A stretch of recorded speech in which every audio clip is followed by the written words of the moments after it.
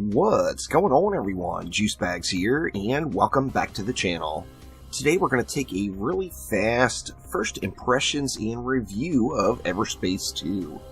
Everspace 2 from Rockfish Games launched into Steam Early Access on January 18th and costs $39.99.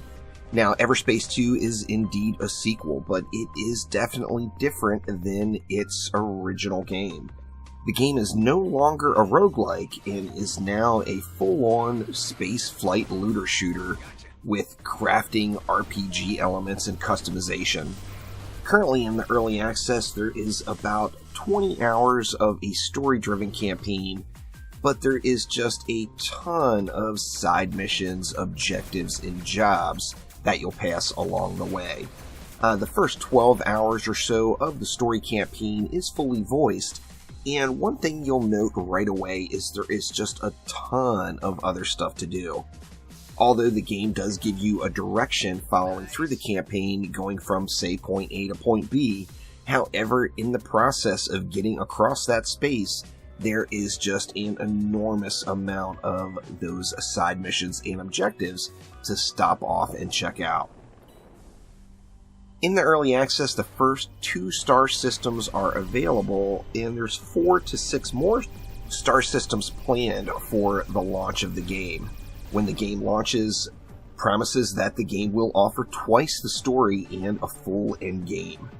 Now, the game is scheduled to launch in the first half of 2022. Of course, that's still a ways off, 12 to 18 months with no set release date quite yet. However, I do have to say, this is probably, it feels like, one of the most polished early access games I have played in quite some time. Through your adventure, you will be able to play with 5 different ship subclasses. Now, you're not locked into these, you can get more ships, you can swap ships out. There's a way for you to play around with all 5 ships throughout the course of your early access experience. You can use the Interceptor, the Sentinel, the Striker, the Gunship, or the Scout. Each of these have varying attributes and meet a completely different playstyle altogether, so by all means, lots to experiment with and find the ship you like the best.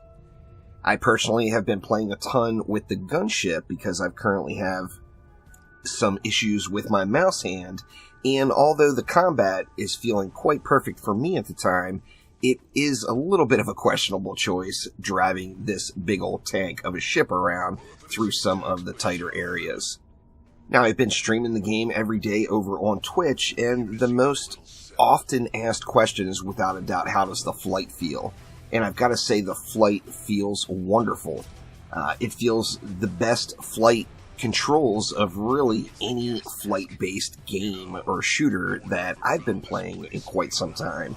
So I've been using keyboard and mouse, and the ships handle like an absolute dream with keyboards and mouse, but of course other controls are available.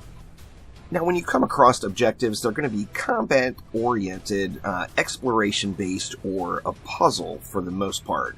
The puzzles are actually throughout the entire game. There's a lot more of them than I originally thought there was going to be. And going through some of the asteroids and wrecks definitely gives you a super strong Subnautica wreck exploration feel. I caught that almost right away. But here is an example of one of the puzzles. So our objective here is to crack open this hardened ore node. Now, if we're looking around, we see that there is a large industrial-type mining laser mining away at an asteroid out here, and that asteroid just happens to be rigged up with explosives. So after blowing up this particular asteroid, that allows this mining laser to blast on through, and now we have to find a way to redirect it over to this hardened ore. So with some further exploration throughout the area, we find this reflector down inside of the massive asteroid itself. We're able to pick that up and bring it up and then reflect the beam into the node and completing the objective. This is only a small taste of just one of the possible puzzles available. There's quite a few of them. Some of them have the same feel to them. However, they are quite varied. Some much easier, some a little bit tougher to go through and figure out. Now, besides the loot and the customization and the perks available, there is also going to be standing with several different factions that you'll be able to earn rewards from. Some of these factions are returning from the original game. To be completely honest, my list of complaints is so small with what I see out of the early access. The game is quite polished, and I wanted to look for something to kind of throw out on the negative side. And I think the only thing I could really grasp is mining, particularly early game. Now, remember, it is a looter shooter, so you'll get better loot and I'll get a better scanner. But the starting scanner, it makes it a little bit tough for the mining. Sometimes it feels like you have to be really right on top of one of the mining nodes for it to light up and for it to be available. Now, obviously, that's not a very large complaint, and that's about the only complaint I have for the game. As I mentioned earlier, the game feels quite polished for it to only be currently right now on day 3 as of recording this video into early access, and the experience so far has been absolutely amazing. Now, this comes around to the big question. The big question is it worth $39.99? Rockfish has said that there will be a small increase in price once the game launches in 2022.